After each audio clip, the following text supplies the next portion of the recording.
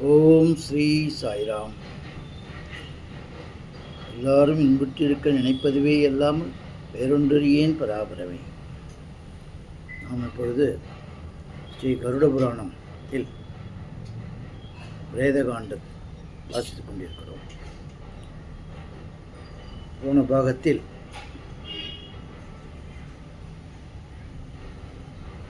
இறந்த அந்த ஜீவனை 12 நாட்கள் கழித்து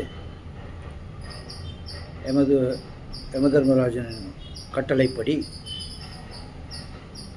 அவர் வசிப்பிடத்திற்கு அந்த கிங்கரரால் அழைத்து செல்லப்படுகிறான். அப்பொழுது அவன் புலம்புகிறான், நான் வாழ்ந்த காலத்தில் நல்ல நற்காரியங்கள் சத்காரியங்கள்லாம் செய்யலையே, எல்லாம் அப்படியே ரொம்ப இதுவாக இருந்துட்டேனே, உலக வாழ்க்கை தான் நிச்சயம், அதுதான் சத்தியம்னு இருந்துட்டேனே, அப்படி இப்படின்னு எல்லாம் அதை ரியலைஸ் பண்ணி ரொம்ப புலம்புறான். அந்த ஜீவன் அப்போ புலம்புது. இவங்க அடித்து அவங்கள துன்புறுத்தி அழிச்சிட்டு போகிறாங்க அப்படிங்கிறது போன பாகத்தில் பார்த்தோம். இப்போ மேலும் என்று அந்த சூதபுராணிகர் நைமிசாரண்ய வாசிகளை நோக்கி, அந்த சூதபுராணிகர் இந்த மகரிஷி இந்த நைமிசாரண்யத்தில் ரிஷிகளுக்கு தான் இதை சொல்லிகிட்டு இருக்கார். பகவான் ஸ்ரீமன் நாராயணன் கருடனுக்கு சொன்ன கருட புராணத்தை சொல்லிக் கொண்டிருக்கிறார்.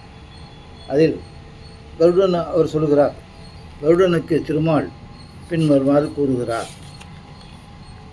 யமதூதர்களால் பாசக்கயிற்றால் கட்டுண்டும் அவர்களிடம் உதையுண்டும் செல்லும் ஜீவன் தன் மனைவி மக்களோடு பூமியில் வாழ்ந்த காலத்தில் அடைஞ்சிருந்த இன்பத்தை நினைத்து நினைத்து துன்பமடைந்து பசியாலும் தாகத்தாலும் மெலிந்து சோர்வுற்று இளைத்து மிகவும் ஈனஸ்வரத்தோடு ஐயகோ, நம்மோடு வாழ்ந்திருந்த மனைவி மக்கள் எங்கே? நம் பெற்றோரும் உற்றாரும் அற்றாரும் எங்கே? உறவினர்கள் எங்கே? நண்பர்கள் எங்கே? ஏவலாளர்கள் எங்கே? எல்லோரும் நம்மை தன்னந்தனியாக இந்த யம படர்களிடம் சித்திரவதைப்படும்படி விட்டுவிட்டார்களே. பொய் ஓலை எழுதுதல் முதலிய தீய தொழில்களை புரிந்து மாற்றார் பொருள்களை மதிநுட்பத்தால் கவர்ந்தோமே. அப்பொருள்களாவது இப்போது என்னிடம் இருக்கிறதா? ஊரையடித்து உலையில் போட்டோமே.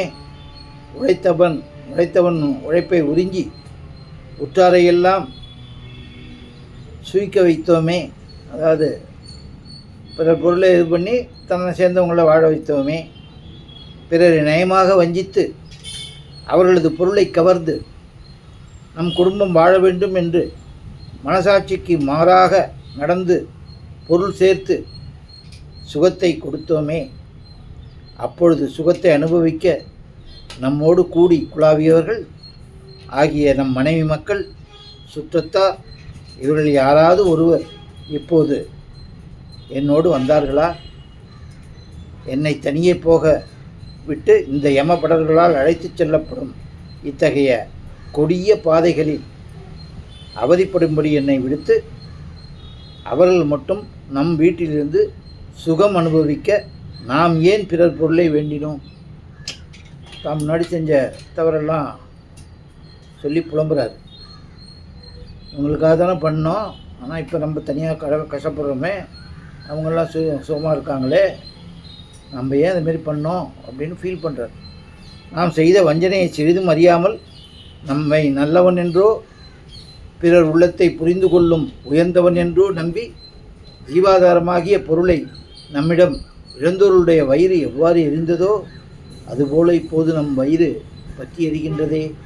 இனிமேல் என்ன செய்வோம், ஏது செய்வோம் என்று அலறி துடிப்பான் அப்படின்னு பகவான் ஸ்ரீமன் நாராயணன் சொல்கிறார். அதேமாரி அந்த ஜீவன் இங்கே அதுமாரிலாம் தப்பு பண்ணி வாழற ஜீவன் அங்கே போகும்போது இவ்வளவு கஷ்டப்படும் அப்படிங்கிறத விளக்கிறார். அப்போது அவனை இழுத்துச் செல்லும் யமதூதர்கள் அவன் கன்னத்தில் ஓங்கி அறைந்து, அட மூடா, இப்போதுதான் உனக்கு புத்தி வந்ததோ? உனக்குத்தான் உலகம், உனக்குத்தான் மனைவி மக்கள், உனக்குத்தான் உற்றார் உறவினர், உன் வாழ்க்கையைத்தான் உலகில் வாழத்தக்கவன் வாழ வேண்டிய வாழ்க்கை. உன் மனைவி மக்களே உனக்கு நித்தியன் என்று அறம் செய்யாமல், அதாவது தர்ம காரியங்களை செய்யாமல் அதர்மம் செய்து ஆடம்பரமாகிய பூவுலகில் வாழ்ந்தாயே. அத்தகையவர் உனக்கு இப்போது செய்யும் உதவி யாதடா? உங்களால் ஏதாவது உங்களால் இப்போ ஹெல்ப் பண்ண முடியுமா? நீ செய்த புண்ணிய பாவமே உனக்கு இவ்வுலகில் இன்பத்தையும் துன்பத்தையும் தரவல்லன.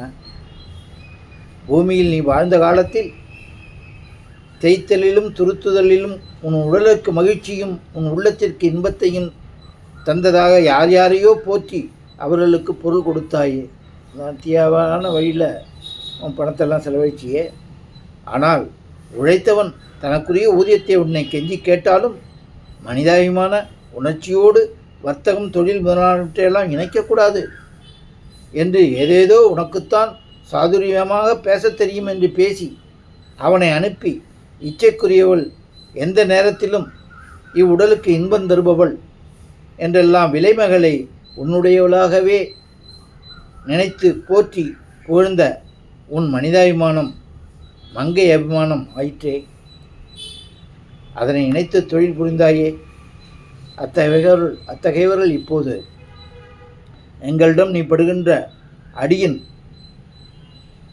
தழும்பு புண்களை தடவியாது கொடுக்க முன் வந்தார்களா? இல்லை வரதான் முடியுமா? பிறர் பொருளை அபகரித்தல் முதலிய அதர்மங்களை செய்யாமல் தர்மம் செய்தவனாயின் உனக்கேன் இப்போது இந்த கேடு வருகிறது? அதை தான் சொல்கிறேன். இங்கே இருக்கும்போது எப்படி வாழணுமோ அப்படி வாழாமல் இருந்தாக்க உனக்கே இந்த மாரி கதியே வராத. அதேமாரி இருக்கிறவங்களுக்கு எங்கள் கைகளில் அகப்பட்டு நீ ஏன் விழிக்க வேண்டும்? நீ ஏன் இப்போது தவித்து துடித்து கதற வேண்டும்? இப்போது ஏன் எங்களை விழித்து பார்க்கிறாய் என்று பேரொளியுடன் கண்டித்து மீண்டும் பாசத்தால் நைய புடைத்து முசலத்தால் புடை புடை என்று புடைப்பார்கள், அடிப்பார்கள், துன்புறுத்துவார்கள். கருடா, தீய தொழில் புரிந்தோர் அடையும் கதியைப்பார். பிறகு அந்த சேதனம் சிறிது தூரம் காற்றின் வழியிலும் சிறிது தூரம் புலிகள் நிறைந்த வழியிலும் யமகிங்கருடன் சென்று ஓரிடத்தில் தங்கி இறந்த 28ஆம் நாளில் பூமியில் உள்ள தன் புதல்வனால் செய்யப்படும் ஊனமாகிய சிரார்த்த பிண்டத்தை புசித்து 30ஆம் நாளன்று யாமியம் என்ற நகரத்தை சேர்வான். நகரத்து பேர், அவனோட ட்ராவல்ஸ் எப்படி இருக்கும் அப்படிங்கிறத சுவாமி விளக்கிறார். அங்கு பிரேத கூட்டங்கள் கூட்டமாக குடியிருக்கும். புண்ணிய யாத்திரை என்ற நதியும் வடவிருச்சமும் அங்கு உள்ளன. அதாவது புண்ணிய பத்திரை என்ற நதி, புண்ணிய பத்திரை என்ற நதியும் வடவிருச்சமும் அங்கு உள்ளன. சிறிதளவு நேர சிரம பரிகாரத்தை முன்னிட்டு யமகிங்கரின் உத்தரவுக்கு பயந்து அவ்யாமியம் என்ற நகரத்தில் சிறிது காலம் தங்கியிருந்து விட்டு 2வது மாசிகை பிண்டத்தை அருந்தி, அதாவது மாதம் அவங்களோட புதல்வரும் இங்கே கொடுக்குறாங்க இல்லையா, அந்த பிண்டத்தை உண்டு.